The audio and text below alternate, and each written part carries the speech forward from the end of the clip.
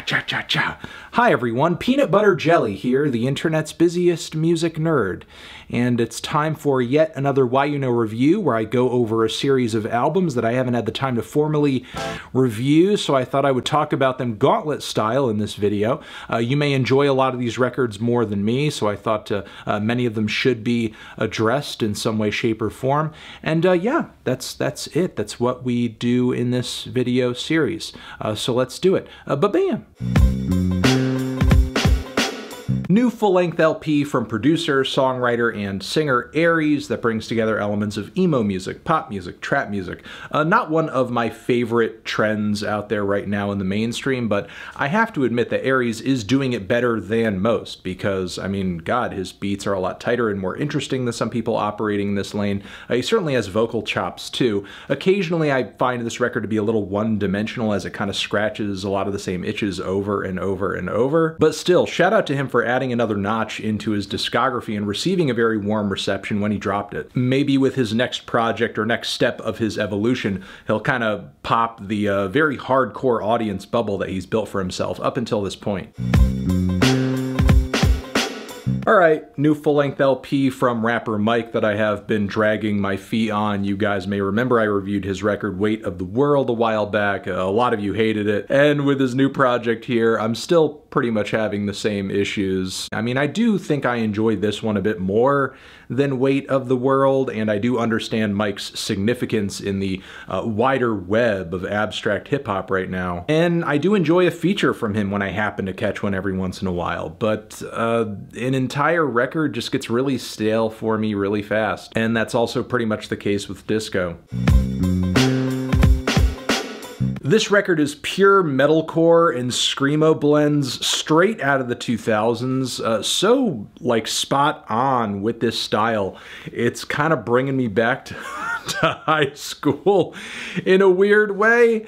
Look, it's done well. The performances are savage, the production is heavy, the guitars, drums, vocals, pretty much everything sounds great. Does the band exactly, you know, do something super new or novel in this vein? No. But they're reviving it with a lot of energy and accuracy. I can surely give them that. So yeah, there are some great things this LP has going for it, but I guess the effect of it doesn't really amount to much more personally anyway, than just making me a little nostalgic.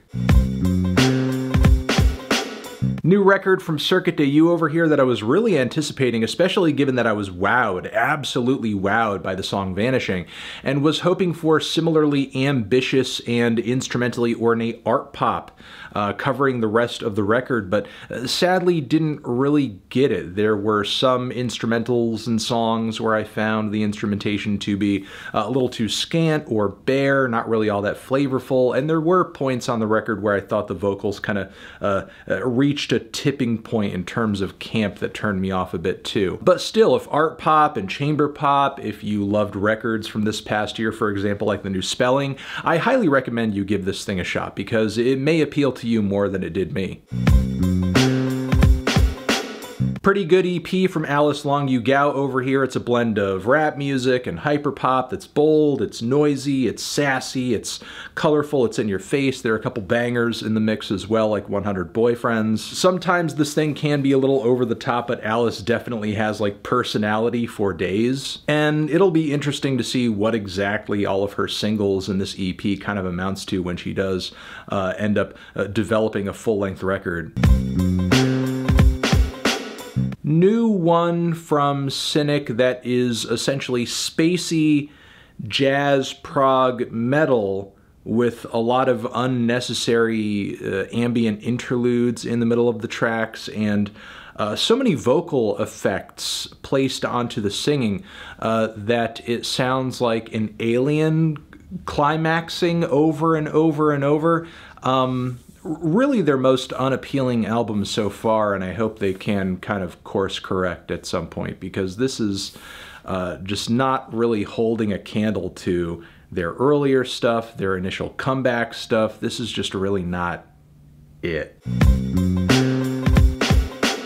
So if you guys noticed over this past year, Tierra Whack has released 3 separate EPs that are all kind of interconnected a little bit and are titled after different musical styles and each go in a bit of a different direction but still cohesively come together as feeling very quirky and left field in the way that Tierra's music often does. And there's certainly at least one standout track on each of these records. Body of Water and Heaven, for example, but no matter what batch of tracks we're talking about here or what stylistic direction these EPs go in, they often ended up suffering from the same problems, and that was the production was a little too bare, the song structures were very one note and repetitive. Over the course of a lot of these tracks, even if they do initially start off with a great idea, don't showcase a lot of development, so whatever heat they're bringing to the table at first dies down pretty quickly once we're like 30 seconds to a minute in. So look, I think Tierra Whack is like initiating something cool, initiating something interesting here, but I hope on a full-length record she can kind of flesh these songs out so that they build up a little bit better or more ambitiously. It is still a little funny though, because the state at which her music is at right now with these EPs, you would think that she'd be dropping music that's a bit more robust right now, considering how long she's been at it. But, you know, maybe she's still in an incubation period. I guess we'll see. We've got another helping here of singer-songwriter Courtney Barnett's indie-fied country rock, which I still have a very difficult time connecting to the malaise and ambient depression of her music. There is something very relaxed and easygoing and charming about the vibe of her records and how slice of life her lyrics can be, but I often just end up not really getting that much into how her tracks and her storytelling and singing really kind of develops and moves at a sloth's pace. This record is certainly a mood, and there were a couple of highlights in the track list, as there are, at least for me, on every Courtney Barnett album, but I don't know. I'm still a little left out in the cold. I just think it's not really the record for me, I guess. The Alchemist and Boldy James team up once again on this Super Tecmo Bow record, which is a pretty short, pretty straightforward and to the point, nothing nearly as hard-hitting as the record they dropped last year. This thing pretty much just feels like a victory lap, like we have chemistry, we're doing some great stuff together. We may in fact even have like extras left over from our sessions from the last album. Let's drop it, let's put it out, let's just give it to the fans considering how much they liked the last LP, and yeah, here you go. Ba-boom, ba-bam. This new Yebba record is one I've been dragging my feet on, sadly, and look, it is a very nice blend of pop and soul with even a couple like hip-hop crossovers here and there, and overall it's a very elegant, rich, pretty, classy record. There are points where the vocals come across a bit too mild and breathy to really hit me hard with that passion that great soul music often does. Some of the genre fusions have mixed results as well, but they're not so bad I wouldn't be interested in hearing her push that envelope a little bit more. But some of the straight soul cuts on this record, such as October Sky, are killer, are beautiful, are immense, and just all around great. She had a couple of minor hits off this record too, so, you know, look, I'd say that this is a very good start. This is a very good debut for Yebba that's showing us like what exactly she can do right now at this point, and I hope she only, you know, grows in talent and ambition on the next project. Kaytranada saw fit to spoil us with a very quality EP this year that had some great features on it from Thundercat, from her, from Mach-Hommy, good beats and vibes and chemistry all around, and honestly, like, if he comes together with a full-length record that is as quality and consistent as this is, it's going to be one of the better albums of 2022, so fingers crossed.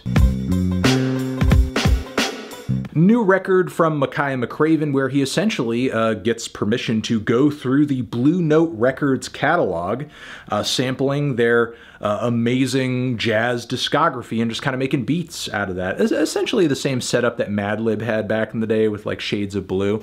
But if anybody from this, new era of producers is worthy of the same treatment of the same album angle, it's Makaya McCraven, given his talents as a player and also the history he has of taking his own recordings and sessions and chopping those up into beats. And look, the results here speak for themselves. There are some pretty good instrumentals, grooves, and jazz rap beats all over this thing. It doesn't necessarily like reinvent the wheel of this style, but it's still a really good instrumental project. So yeah, give it a listen, don't miss out.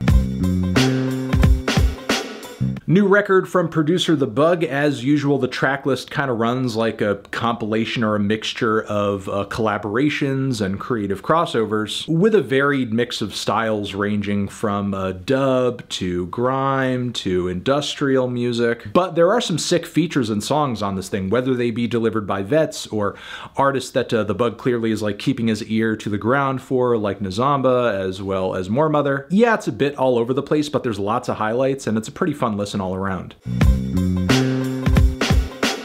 New one from Tinashe that slipped by me this past year, mostly because I haven't really been a big fan of a lot of her older stuff, but revisiting with this record, I think it's her best record so far. This is her best album so far. Like, she's been on that spacey alternative R&B wave for a minute, but since she's kind of like broken into the mainstream, I feel like this is her first transition away from that sonic palette that we've known her to inhabit and start hopping on break beats and weirder, more left field instrumentals. Like, this is legit the first album from her I've heard that feels a really futuristic. Now, occasionally there are tracks in the track list that run a little bland or generic, and vocally she's never really been one to come off like super strong or bold to me. But stylistically, I think Tinashe is really stepping out on this project, and it is paying off. I'm excited to see if she continues to push the envelope further on her next one.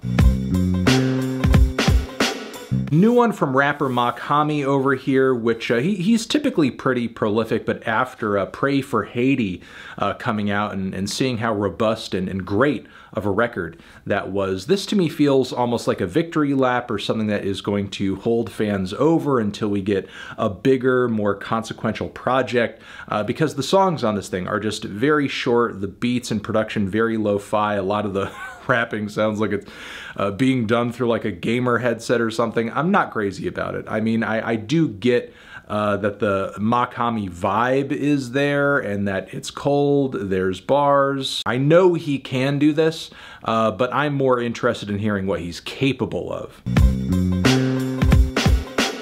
We have a trim one from Rosé here, 12 tracks, pretty much no room for BS or anything like that. And I think he essentially proves here that there's still gas left in the tank for his big vocals, big beats, big horns, and big brags. There are some standout features from Future as well as Benny the Butcher too, but overall, while this thing isn't bad, it also feels like Rick Ross is really just operating on autopilot here, but he's had like well over a decade to kind of forge and prove his style and sound, and I think he's just kind of enjoying the spoils of that.